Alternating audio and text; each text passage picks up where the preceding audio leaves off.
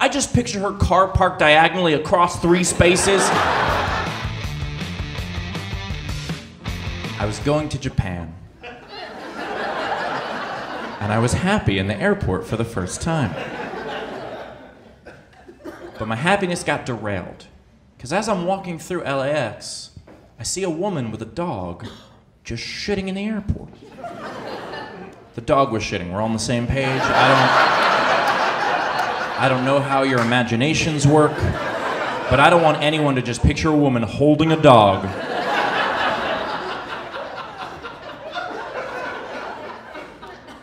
The woman was on the phone. That was the problem. She was on FaceTime ignoring the dog. You can't control what your dog does, but you also can't ignore your dog in a public place.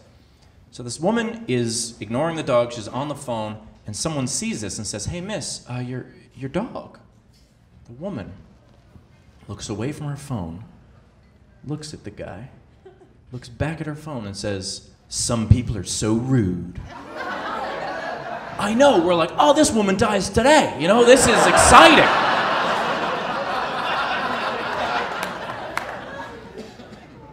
But she starts to walk away. Yeah, she just leaves. Someone else tries to intercept her and says, "Miss, you can't just leave that there. You have to clean up after yourself." And she says, "Oh, they have people for that." You ever say that about cleaning up after yourself? They have people for that? Well, we should all fuck you up because they got doctors. So,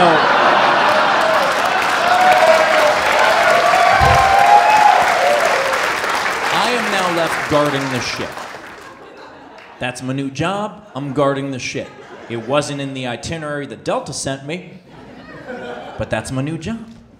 So I'm guarding the shit, because if I walk away, I'm part of the story. I saw it happen. I can't just leave that there. Because if I walk away, someone's gonna wheel their bag right into it. Because you don't expect to see that. You don't walk through an airport being like, "Hope there's no dog shit on the ground." Like, no. You walk through an airport just going, "Cinnabon!" Like, that's all you do. So I'm guarding the shit. Maintenance comes over, they clean it up, and I thought, okay, now I can go to my gate. Now I can go to Japan. Now I can be happy. Almost optimistic. But I couldn't be happy yet, because this woman was at my gate. She was also going to Tokyo, and she has now done something even worse than what she had already done. What could possibly be worse than leaving your dog shit on the floor without cleaning it up? Something some of you have done before. She was listening to music in a public space with no headphones on. Don't ever do that. Don't ever fucking do that! We don't need you to be our airport DJ. They're playing smooth jazz. They got us covered, okay? How inconsiderate of a human being does she have to be? I just picture her car parked diagonally across 3 spaces with paint on the bumper from the tricycle she hit, you know, just a total dick. Now, most people are avoiding her because she's loud and obnoxious. But I decide to sit down next to Cruella and have a little bit of fun. I say, "Are you going to London on business?" To which she says, "I'm going to Tokyo." To which I say, "Oh, no, that flight's moved to gate 53C. This is the flight to London." Now that's fun for a lot of reasons. The main one is I want to give her that little bit of panic. You know that self-doubt I'm talking about? That moment in your life? Like every time I've ever checked into a hotel, it takes them 1 extra second to find Hofstetter. I'm like, is this hotel even real? You know, like that panic. That's all I wanted for her. I figured it would last maybe a couple of seconds. She would get up, she would check the monitor, see it still said Japan. She would look at the gate agent. The gate agent would say, "Yes, this is the flight to Japan." She would look around the gate and see that everyone except for me was Japanese. Like, why did she not notice that? Why am I there? What does she think, I'm their teacher? What am I doing there? Oh, this redhead's taking all these Japanese people to London. This is a weird day. He's only one Japanese person away from being Japanese. But she doesn't do any of that. She just gets up and leaves. Just walks away. Doesn't even thank me, which I thought was rude, but just leaves. I know, some people are so rude. She just leaves. So I got up and I boarded the plane. And then I don't know what the fuck happened.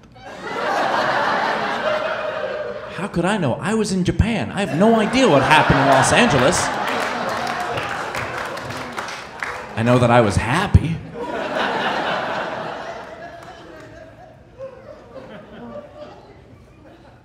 I know a few more details of the story. I know that she was not on my plane. Now, I know that because I was sitting toward the front. If she had walked by me, I'd have noticed her. But more importantly, we were delayed by about 20 minutes. Now, if you don't fly much, you might think that that's the plane waiting for her. That's adorable. Planes don't wait for people. This isn't a carpool. We're going to Japan, and we are fucking leaving. However, if you check a bag, and then you miss your flight, for safety reasons, they have to take the time to take the bag off. And that process takes about 20 minutes.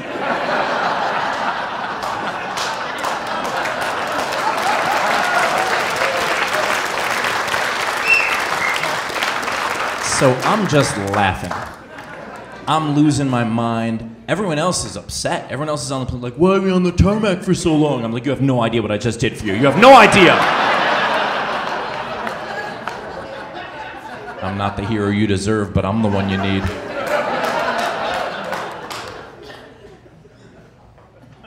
I know 2 more details. I know LAX very well. So well that I know that there is no gate 53C. That was an extra middle finger on the fuck you sandwich. For free.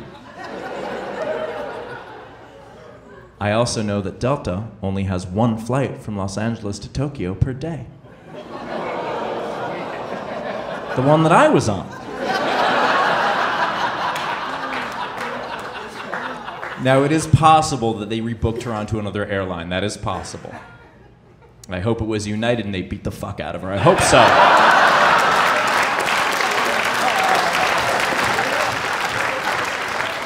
Because they have people for that.